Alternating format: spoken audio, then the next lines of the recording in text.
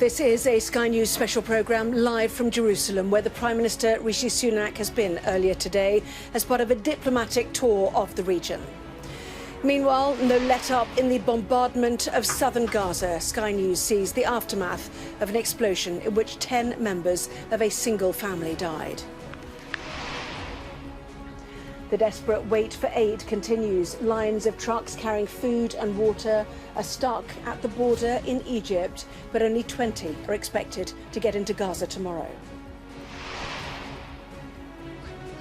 It comes as Rishi Sunak met the Israeli Prime Minister and the President, Isaac Herzog, promising to stand with them in their darkest hour. He's now in Saudi Arabia for talks with Crown Prince Mohammed bin Salman. But how much sway does he have in the Middle East over this conflict? Also tonight, Israel's defense minister tells troops they'll soon see Gaza from the inside, suggesting an invasion may be imminent. And now back in Washington after his Middle East visit, President Biden is expected to make a statement from the Oval Office on the conflict tonight.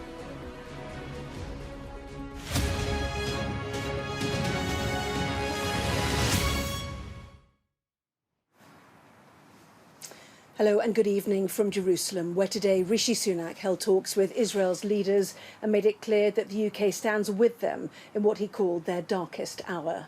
Benjamin Netanyahu indicated he was ready for a long war against Hamas, calling it a battle for the entire civilized world. Well, following his meeting with the Israeli Prime Minister, Rishi Sunak travelled this evening to Saudi Arabia to meet Crown Prince Mohammed bin Salman.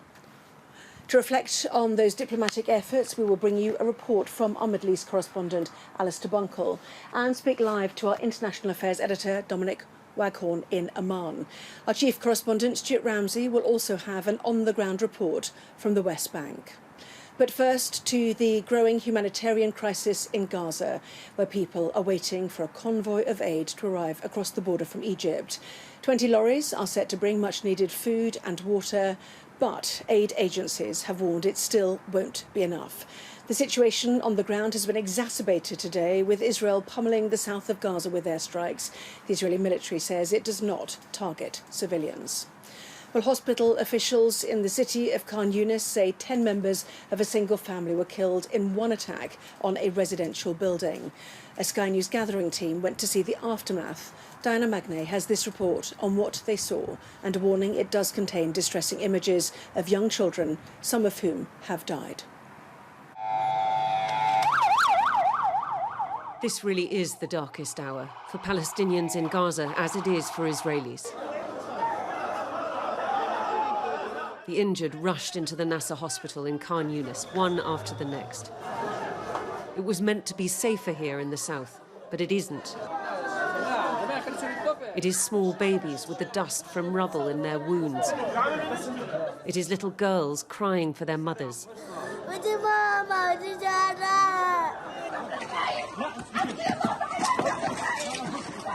Outside in the city of Khan Yunis, it is chaos and screaming. And small bodies terribly injured rushed from the ruins of their homes. It is as though everywhere is reduced to rubble and to constant, frantic searching. 13 days of siege and bombardment. 13 days since Hamas cast 2 peoples into hell. This is another hospital between Khan Yunis and Rafah further south. This woman is identifying which in a line of dead babies are hers, a horrific, macabre scene which we won't show you in full. It is enough just to hear this pain and this rage.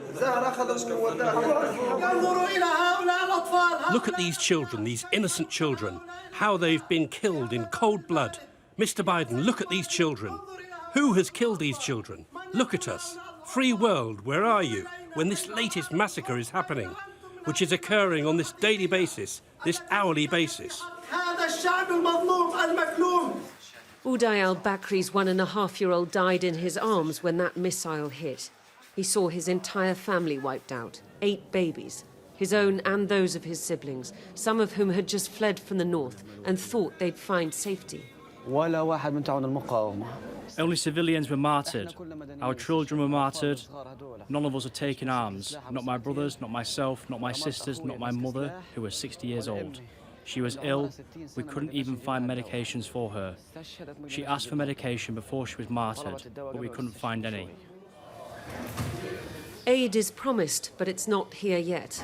Most probably not till Friday, Egypt says. And even then, it is just 20 trucks.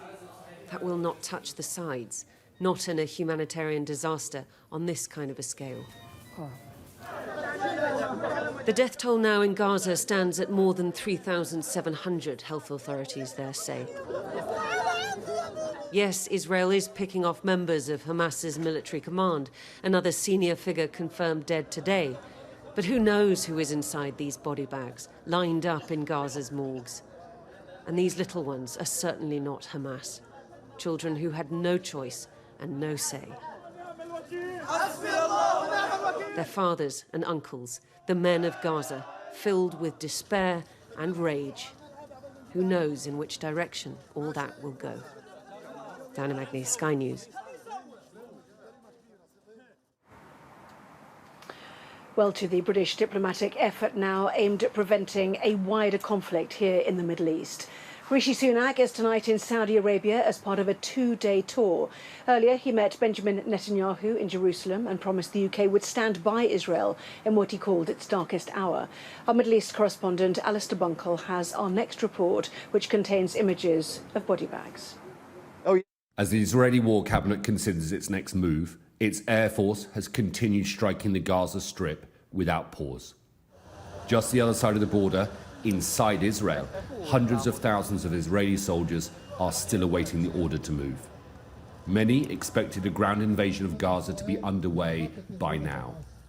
The language from the Israeli Defense Minister visiting troops today suggests it is still the plan. The battle will be a lengthy battle. The battle will be a difficult battle. We will be precise, sharp, deadly, but there will be prices. We will pay prices, and we will continue until we complete the mission fully. Another day, and another Western leader arrived in Israel. Today, it was Rishi Sunak's turn to beat Benjamin Netanyahu and express solidarity with the Israeli Prime Minister. The attacks also left 9 Britons dead, and possibly some are being held hostage in Gaza. As the leaders were meeting in Jerusalem, Palestinians were burying their dead in Gaza. There is no room in the morgues anymore, and there is little dignity in death. Bodies are wrapped in sheets and put anywhere there is space. Allahu Akbar. In this hospital, in central Gaza, that is on the floor. Are you concerned about the rising number of civilian casualties in Gaza and the humanitarian crisis there? We've been consistently clear that it's important that aid goes into Gaza. Earlier this week I announced an increase in the aid that the UK is providing. We're working closely with countries, particularly Egypt, to make sure that that aid can get to those people as quickly as possible. The price of wiping out Hamas is coming at a huge cost to life and at huge risk of a wider war. We've got to be careful. This is serious, and if this war expands and we face a regional war, then you're talking about a miserable situation for all of us. The implications will resonate far beyond the immediate battleground now. It will get everywhere in the region and will have severe consequences for the whole world. At the Rafah crossing between Egypt and Gaza, aid convoys were waiting for the border to open. Egypt and Israel have both approved the delivery of humanitarian goods into Gaza, but it probably won't happen until tomorrow at the earliest. And even then, only 20 trucks will be given access. Gaza needs much more than that. Humanitarian aid might not be reaching Gaza yet, but US military aid is arriving in Israel. Today, armoured jeeps were flown in. This is a war against Hamas that Israel, with the help of its allies, is determined to win, whatever the cost. Alistair Bunkle, Sky News, in Israel. So what might come out of Rishi Sunak's meetings with Israel's Prime Minister Benjamin Netanyahu and indeed the Crown Prince of Saudi Arabia, Mohammed bin Salman? Let's speak now to our international affairs editor, Dominic Waghorn, who's in the Jordanian capital of Amman. And indeed, Dominic, what can the Prime Minister and British diplomatic efforts hope to achieve by this visit? And does the UK have any sway? Well, there's a big diplomatic offensive underway tonight, not just the Prime Minister, but also his Foreign Secretary, James Cleverly, taking in Saudi Arabia, Qatar, Egypt, Turkey, as well as Israel. Britain does have influence in the region, shouldn't be overstated, but it does have influence, and both men are travelling in countries that are friends of Britain and will be listening to both of those men. But I think the problem for the UK is that the freedom to manoeuvre for those countries that they're visiting is becoming more and more restricted with every bomb that is dropped on Gaza and every civilian that is killed there. Although Israel has made a lot of progress diplomatically in the region, forging closer ties with countries in the Gulf, but also with Saudi Arabia, that is really going to count for nothing in the wake of what Arabs are seeing on their television channels coming out of Gaza. Nobody knows that more than Mohammed bin Salman, the Crown Prince of Saudi Arabia, who is Rishi Sunak's host tonight. 2 weeks ago, just over 2 weeks ago, he was talking about a peace deal with Israel, one of Saudi Arabia's former enemies, saying that that was coming closer and closer every day, a normalisation agreement with Israel. He's now having to distance himself from Israel because of the strength of feeling across the Arab world about what Israel is doing in its bombardment of Gaza. And I think what he and other leaders will be saying to the Prime Minister is that the longer this goes on, the worse it will be for Britain standing in the region, but also for the stability of their own countries. And for some countries, it could loosen their grip on power. And that, of course, increases regional instability and the chances of this conflict widening much further and the situation getting a lot worse. Well, indeed, last night we spoke to you in Amman with protests right behind you. Tensions in the region still, with a number of nations warning against travel to Lebanon, Germany, the UK, a wider alert for US citizens as well. Real concern still about a widening of this conflict, Dominic. Yeah, I think in terms of protests, we've seen a bit of a lull, and that may be the lull before the storm, because Hamas and Hezbollah are calling for much bigger protests tomorrow. Friday's the day of prayer, and I think after the noon day time of prayers, we could see a lot of people erupting onto the streets out of mosques in Arab cities across the Arab world and protesting in great numbers. We may see that here, and the Jordanians are urging people, or Hamas at least, and the Muslim Brotherhood here urging Jordanians to march on the border with Israel. They'll be repelled by the Jordanian security forces, but I think it is a cause of concern for the king here and for his government. But we have seen tensions increasing and continuing on the border with Lebanon, as you say. Hezbollah trading artillery fire, rocket fire with the Israelis. I think the assumption is still that Hezbollah, although it has tens of thousands of missiles, is not going to be allowed to use them by its Iranian patrons, who want to keep that as a kind of last resort option that could be used if Israel were to attack Iran or to attack its nuclear facilities. I think the consensus of opinion amongst analysts is that it won't allow that card to be played. But of course, things can get out of hand, misunderstandings can happen, and escalations could increase. And I think as passions are inflamed on the Arab streets, that increases the chances of things changing on the northern border. So although the assumption is Hezbollah is not going to get drawn into this, who knows? And I think, as you say, Germany, Britain and America are urging nationals to leave the country because they feel that nothing at the moment can be taken for granted. Dominic, live there in Amman. Thank you very much indeed. Well, earlier today, families with young children missing after the Hamas attacks on October the 7th held a news conference in Tel Aviv. According to the Israeli military, 203 people are thought to have been taken hostage by Hamas, while the missing children ranged in age from 9 months to 14 years old. Among those we heard from was Zaifat Zayla, a relative of Ariel Bibas, aged 4, and Kefir Bibas, who was 9 months at the time of the attack. I received a video around 10 o'clock in the morning, Saturday, of my cousin holding her 2 redhead babies, covered in a blanket. I'm sure you've all seen it by now. Surrounded by terrorists, covered in blood, not their own. This is the only sign of life that we have from them. Tomorrow will mark 14 days, 2 weeks since this happened. Actually, since yesterday, you can say Kfir is 10 months now. He was born on January 18th. I don't want to sit here in 2 months' time in a press conference celebrating his first birthday. I'm sorry.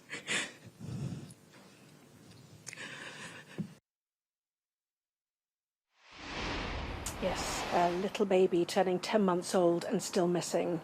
Well, we can speak now to Marav Raviv, who was also in that news conference. She joins me now from Modi'in in Israel. And Marav, I know this is so difficult for you. 4 members of your family missing, including a young child, 9 years old, Ohad, and he too about to celebrate a milestone and about to celebrate his birthday this weekend. Wait, yes. I don't know why. Oh, yeah. Yeah, I was there too.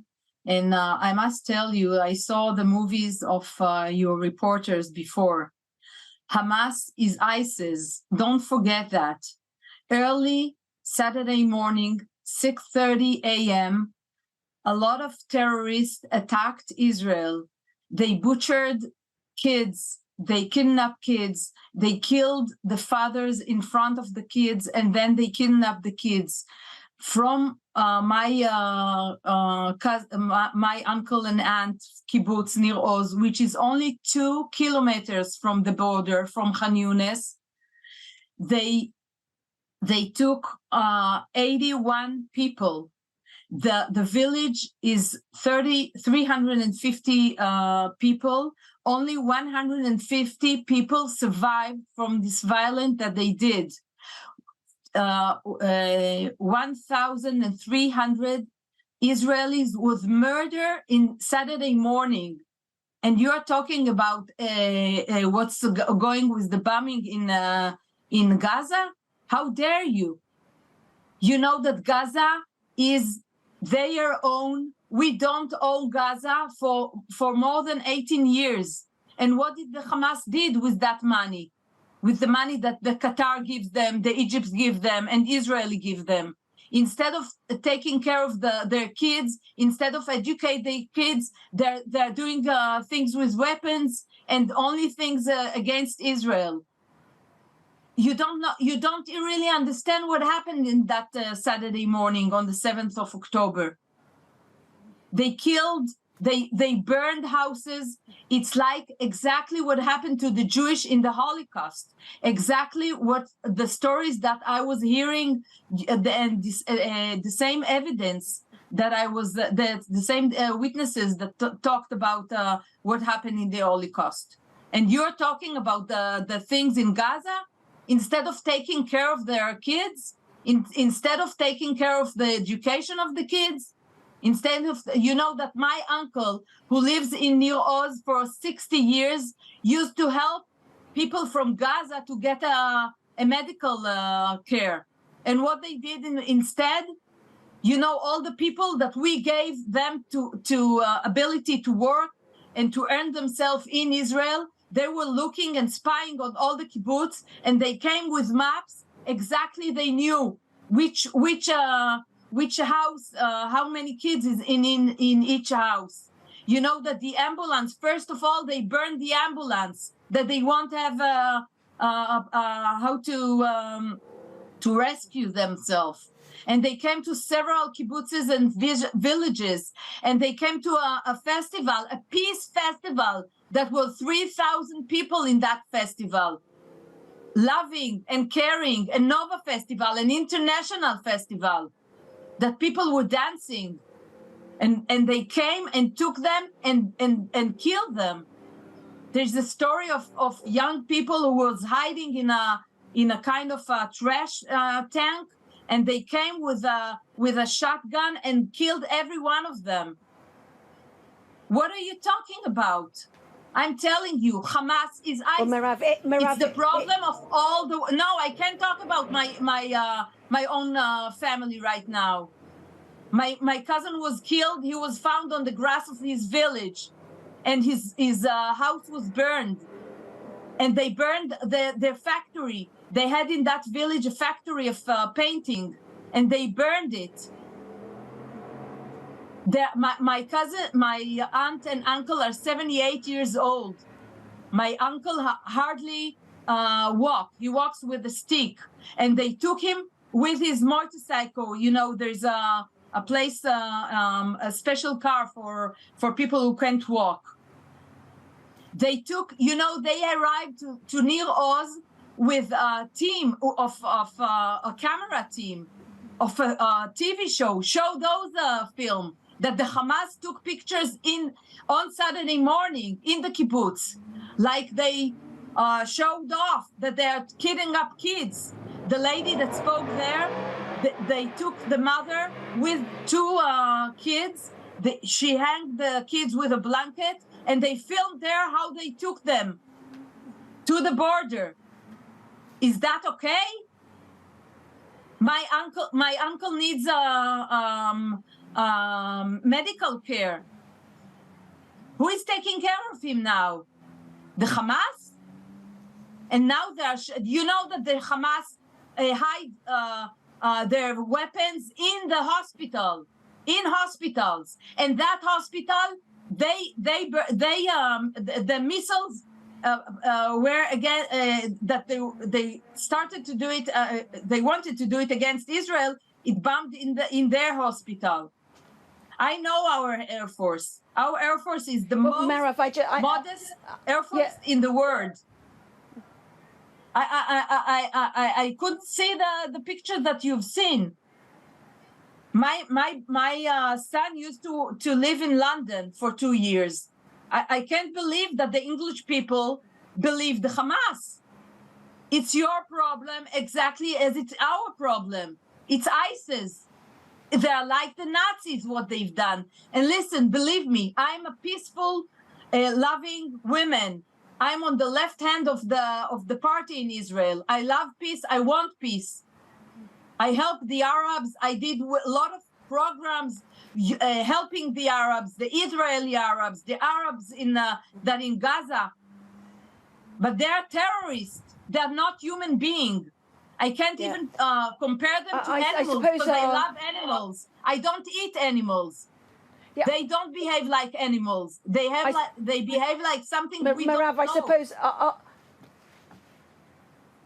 Merav, our British Prime Minister expressed today, he said, we mourn civilians of all sides. I suppose people want all the innocents to survive. You know, I hear your pain. I understand that 9-year-old Ohad and his mum Karen didn't live in Nir Oz. They were just visiting their grandparents. That's right. You know, that's right. The unluckiness of that. So just how have you pieced together what has happened to them? Have you any idea, you know, what happened in the grandparents' house? I know what happened in the grandparents' house. They came to visit them for the weekend, like every girl and her son come to visit the grandmother and grandparents. Karen, my cousin, was born in Nir Oz. And the last 16 years, there was bombing. There were missing missiles all the time. Karen wrote us, text us, that the terrorists arrived the village, the kibbutz, and they can't talk, and they have to talk very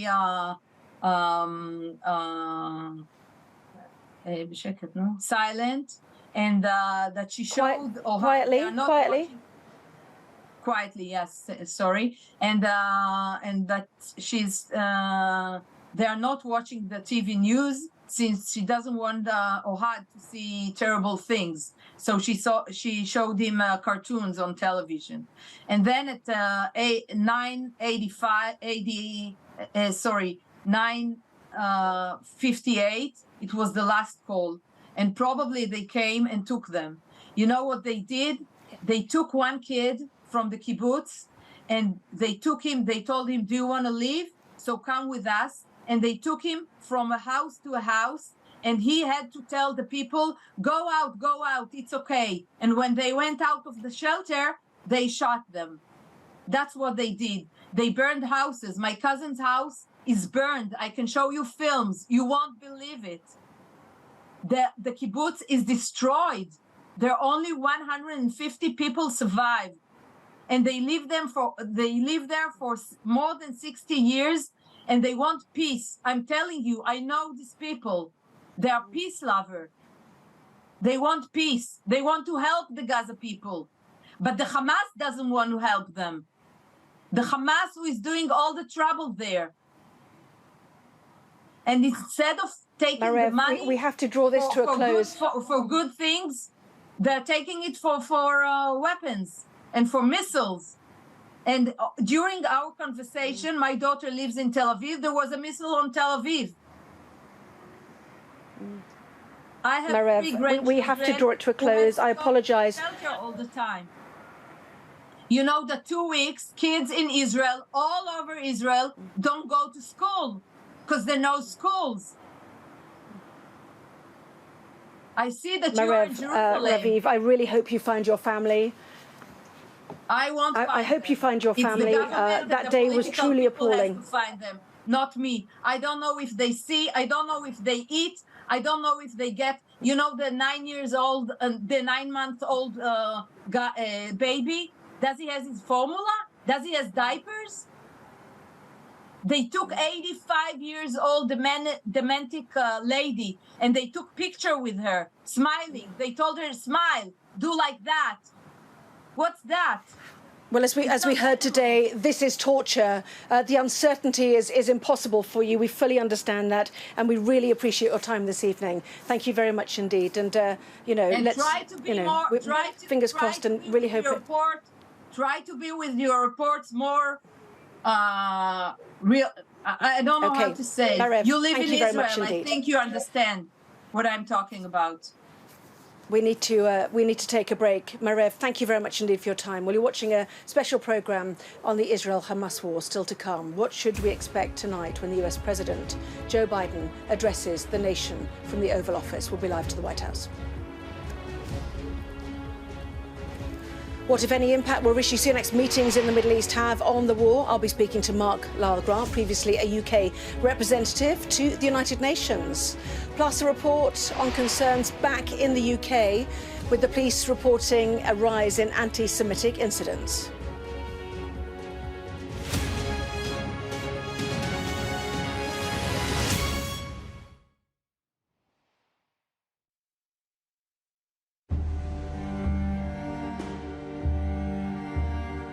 This is a very strange atmosphere, this subject of such horrific attack.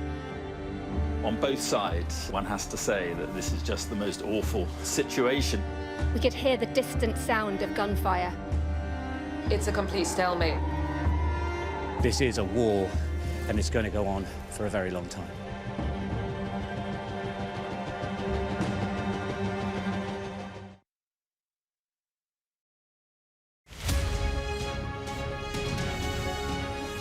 So what scientists have shown is that a new drug for prostate cancer could be on the horizon. Specifically, what they did was an early-stage clinical trial. They recruited men with prostate cancer whose tumours were no longer responding to treatment. And they found that combining this new drug with a current treatment, in 1 in 4 of them actually was able to either stop the growth of the tumour, in some cases shrink it. So it's incredibly promising. And I think what I find really exciting about it is it really just exemplifies the power of discovery research. It was about a decade ago when scientists in the lab uncovered this new potential way that we could target prostate cancer. And today, we're really seeing the impact of that. It involves our immune system, which is, everything we use to fight diseases, including cancer. And what the drug does is, so prostate cancer can be very clever, and essentially it can co-opt immune cells and hijack them in order to promote its growth, promote its survival. And what this drug does is it stops that. It allows us to take back control of the immune cells and then makes the prostate cancer unable to resist treatment. So that's kind of how the drug works. And in terms of what this means, at the moment, this is a really early stage clinical trial. And what we now need is bigger clinical trials in order to show that this drug is effective for people with prostate cancer. And actually, it isn't just for people with prostate cancer. these specific immune cells that are hijacked by tumours is also being seen in other diseases. So actually, Cancer Research UK are supporting scientists in Newcastle to look at if this drug could be effective in liver cancer. Oh, wow. And I think we might see, that it can have a broad effect on a number of cancers.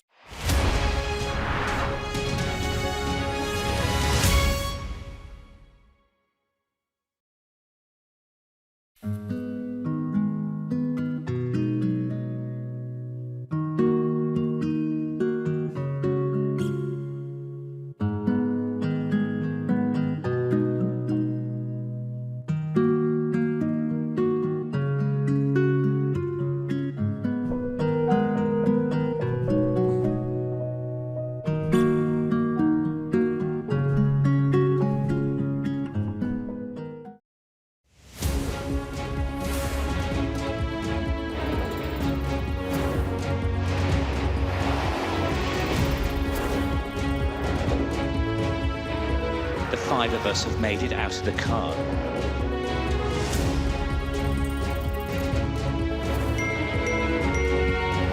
Welcome to Backstage, the film and TV podcast.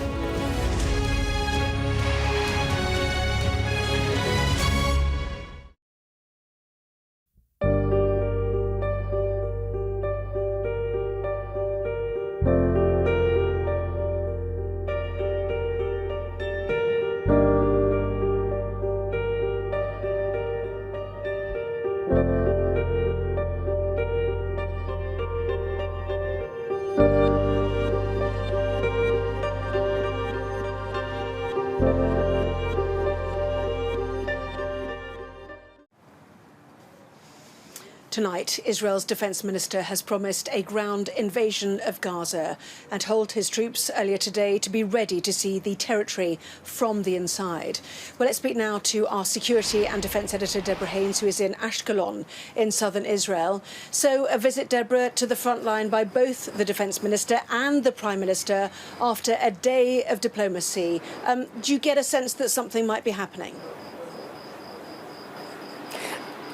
Well, we have been wondering, haven't we, for the last week or so, that some kind of ground invasion was imminent, and it was always, we were thinking a matter of, of when rather than if. You'll remember the Israeli Defence Forces said that they were preparing for the next stage in this war and that it would have an emphasis on significant ground operations. That was back on Saturday, and yet here we are moving into almost a full week on from that and no significant movement. You'll obviously know and imagine that Israel will want to try to keep some kind of element of surprise in terms of the timing for any operation, but there is no way to hide the fact that there is a huge military presence here now in the south. As you said, the defence minister and the prime minister came down here today to visit the troops. We were moving around the south as well, and actually as we were driving back to our hotel here in Ashkelon, we did get overtaken by a large convoy that looked as though it was escorting some kind of VIP, so it could well have been one of those two ministers. And yes, there's also been footage released this evening by the Israeli military of a top commander down here talking to his troops and making those comments about how they're currently on this side of the border, soon they will be inside Gaza. And there is no mistake, though, that while, yes, it does seem as though the preparations are reaching perhaps their final stages for a move into Gaza itself, nobody is in any doubt that the next phase will be incredibly difficult. They've given the order for civilians to move out of the north of Gaza, but they'll know that not every civilian will have moved, so ensuring that they operate with minimising the threat to civilians is going to be on their mind. It's what the British Prime Minister and the American President both talked about when they gave their support to Israel for its need to respond to the attack that happened on this soil, but also cautioning about the need as well to respect the rules of war. And at the same time, when you are conducting an operation inside an urban environment, it's incredibly dangerous for the Israeli soldiers too. And so there is as well an expectation that there will be a lot of casualties on the Israeli side as well from any movement. But one thing is certain, what happened on the 7th of October changed everything here, and it does seem almost a certainty that this ground operation, which people are talking about, which commanders are talking about, which the very top of the command is saying is coming, is only a matter of when, and we don't know exactly when that will be, but it wouldn't be surprised if it's very soon. Deborah, live for us in Ashkelon. Thank you very much indeed. Now, the US President Joe Biden will address the nation tonight with remarks from the Oval Office. His speech is set to focus on both the Israel-Hamas war and the conflict between Russia and Ukraine. Well, let's bring in Mark Stone, our US correspondent and a former Middle East correspondent for us as well, who's at the White House tonight. So what are we expecting then, Mark, from the President this evening? Well, this will be an Oval Office address, only the second time in his presidency that he has sat behind that resolute desk and addressed the American people live on primetime television.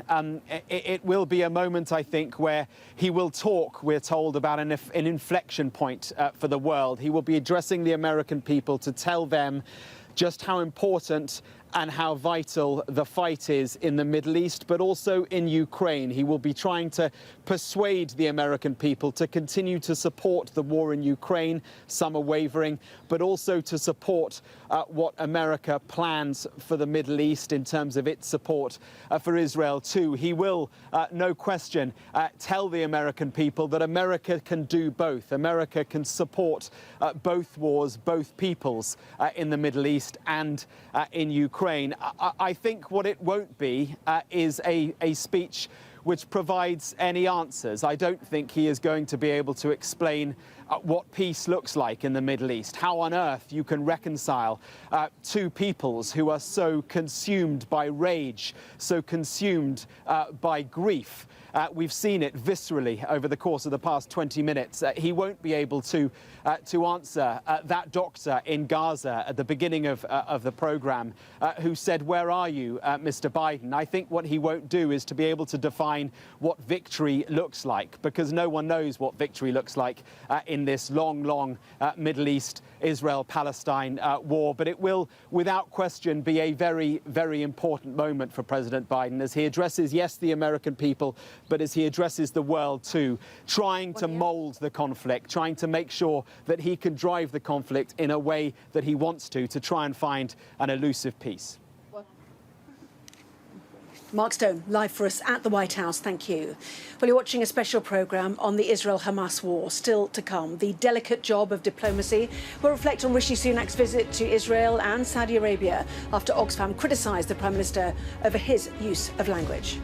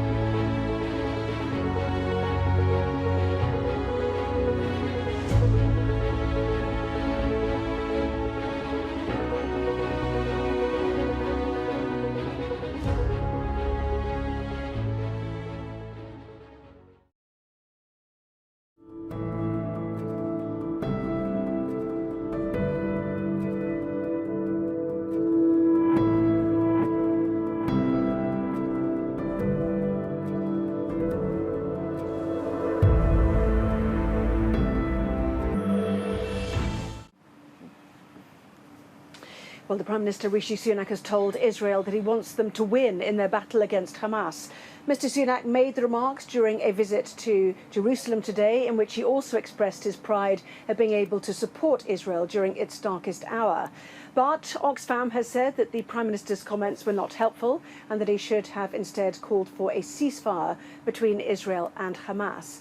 Well, I'm joined now by Sir Mark Largrant, formerly the UK's National Security Advisor and the UK's Permanent Representative to the United Nations. Very good to see you. I don't suppose you've seen Oxfam's comments, but was it right, do you think, to talk about winners from Mr. Sunak today? They're suggesting in a humanitarian situation, language like that is not helpful.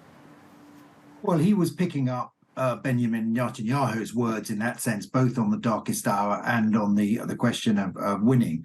But it was inevitable that the British Prime Minister would offer 100% support for Israel in his public comments, standing alongside Benjamin Netanyahu. But I'm sure that in private, he would also have given some quite strong messages about the need for Israel, in its legitimate military response to Hamas, to respect international law. And so that will be very important messages, reinforcing what Joe Biden said the day before. So there is still a role for diplomacy in this. I don't think anyone is trying to prevent Israel from making a ground incursion into Gaza, but there's a lot of diplomacy to be done around the humanitarian effort, because Joe Biden did a deal, but it was a very narrow deal. It only covered 20 trucks on a one-off basis. It didn't cover allowing foreign nationals out of Gaza, etc. So there's work to be done there. And I think it was interesting because Rishi Sunak was able to go to Saudi Arabia, which was something that President Biden wasn't able to do because of the coincidence of the explosion at the Al-Ali hospital. He didn't meet any Arab leaders. So the fact that Rishi Sunak was able to go with a coordinated message from the British and the Americans, I think will have been important. And his key message will have been to Saudi Arabia to take the lead in a restrained reaction to the next phase of Israel's military offensive, because other Arab countries will be looking to Saudi Arabia and how they respond. And so that would have been, I think, his key message in Riyadh today. Yes, and James Cleverly also on the move too. I was going to ask you actually that we know that the US has some leverage over Israel. You know, what influence does the UK still have in the wider region? Well, it is tempting to think that what can Rishi Sunak do that Joe Biden hadn't done, 24 hours earlier. But actually, Britain has got a very close relationship with both Israel and Saudi Arabia. And I think what Rishi Sunak says to both leaders, would be taken seriously. Britain is still a permanent member of the UN Security Council, and our voice therefore has weight internationally. So I think he would have been well received, and I think he would have been carefully listened to. If the ground offensive does start, what role will the UK want to have? Rishi Sunak talked today, and I mentioned this, you probably heard an interview I've just done with a family member who's, lost we've got 4 people still missing in her family. Rishi Sunak talked about mourning the death of every civilian. So what sort of impact will he want to have at that point? Well, I think once the ground invasion happens, there is very little scope for actual diplomacy. I think that has to play out. No one is going to sort of hold Israel back from taking that military reaction to the atrocities and the massacre that happened on the 7th of October. But I think the key question, and this would have been discussed, is being discussed in Western capitals, I know, and probably even in private with Benjamin Netanyahu, is what happens afterwards. Because even if Israel achieves its stated objective of completely destroying Hamas's military capability and destroying the organization as a political force and killing its leadership, what happens when Israel leaves Gaza? Because the Palestinian issue will still remain. And Israel has tried to deal with the Palestinian issue over the last 15 years through purely security means. And that seemed to work quite well. And there seemed to be some security in Israel and normalization of relations with some Arab neighbors. But I'm afraid that 7 October showed that that policy ultimately wasn't successful. So there needs to then be a breakout of very high-level diplomacy once this next military phase is over. Well, let's talk about, the security here. This has been so devastating, the attack so brutal. Can this nation, which has effectively made itself a defensive fortress, ever feel safe again? Well, very difficult when you have Hamas on one side and you have Hezbollah on the other side. But there will be an opportunity if Israel succeeds in the military objective of essentially destroying Hamas as a military force, for there to be a coming together of the Palestinian leadership. Because one of the problems over the last 20 years, really, is there hasn't been a single Palestinian voice. There have been too many different voices, and that has made diplomacy extremely difficult. But it will require a complete change of course by the next Israeli government, or the current Israeli government if the coalition government continues, because they haven't really shown any interest in a political agreement with any Palestinians over the last 15 years. And that is going to have to change if we're not to see a resurgence of this sort of violence in another 5, 10, 15 years. So Mark, Lyle Grant, so good to have your thoughts. Thank you very much indeed for joining us. Thank you. Thank you. Well, you're watching a special programme on the Israel-Hamas war. Still to come, away from Gaza, more violent clashes in the West Bank. We'll bring you an eyewitness report from our chief correspondent, Stuart Ramsey.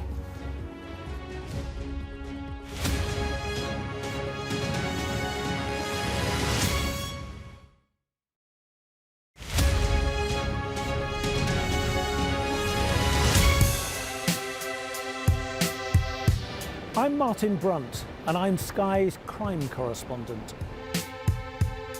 My most memorable story was, and still is, the disappearance of Madeleine McCann. Please, please do not hurt her.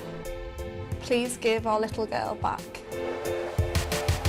We aim to be the best and most trusted place for news. For detectives, the first 48 hours after a murder are crucial in the search for clues. The public expects them to find Jill Dando's killer soon. The British detectives are planning to meet forensic experts, academics, and even witch doctors. I remember the grimmest case, the Soham murders of schoolgirls Holly and Jessica. I felt I can't undo what's happened, but I can help explain it. Ian Huntley was arrested and charged within a fortnight of the murders. I've never murdered anyone, I've never raped anyone. What am I in jail for? The parole board has to decide if Bronson needs to be kept locked up for the safety of the public. My biggest challenge was to persuade a jailed diamond thief to answer my letters. Martin Brunt, Sky News, at the Old Bailey.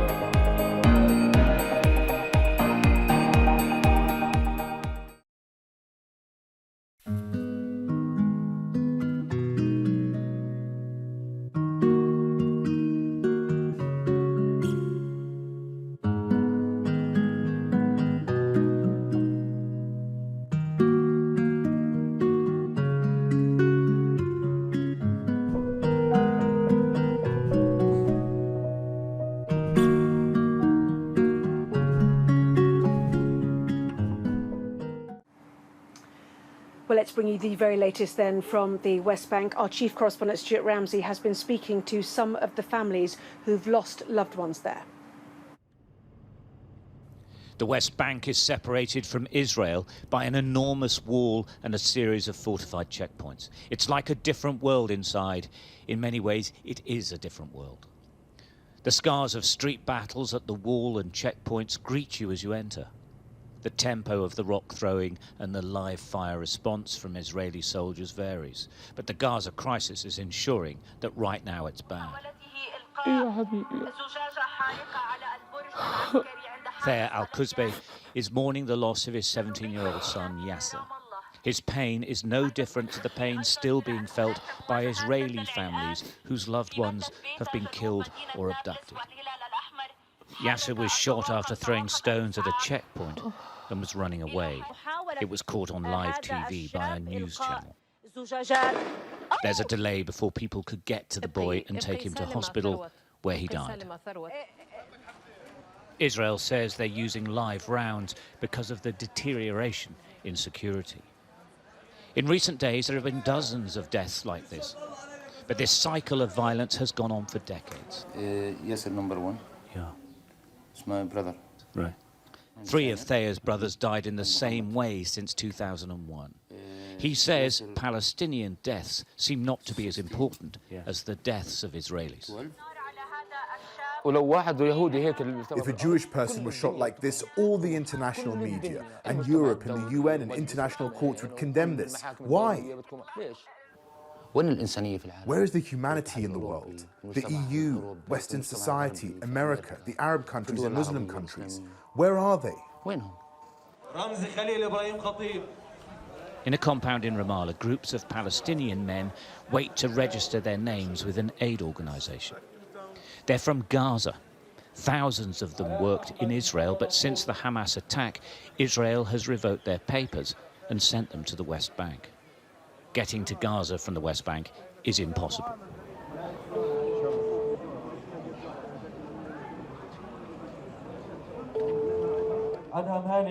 Mahmoud Abu Miriam's daughter was born on October the 13th.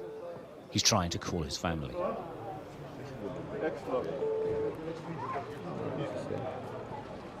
Nothing. In fact, he's now lost track of his entire family, but knows his home in northern Gaza has been destroyed. He believes he may never see any of them again and never meet his daughter. My wife was pregnant. She's now giving birth. I'm here and they are displaced. I have never met my baby, haven't touched her. I haven't spoken to my wife to check on her health. And now they are suffering from a lack of water, lack of fuel, electricity, shortage of bread. Things are really, really bad. Much of the Arab world angry at Israel's response to the Hamas attack because of its effect on civilians, fear an escalation of hardline Israeli policy across the region.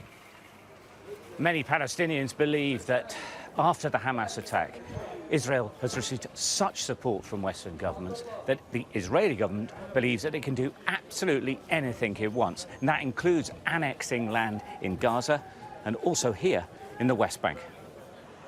The likely land incursion into Gaza, if combined with a deterioration of the situation in the West Bank, could see this volatile crisis descend into total meltdown in the Middle East. It is that serious.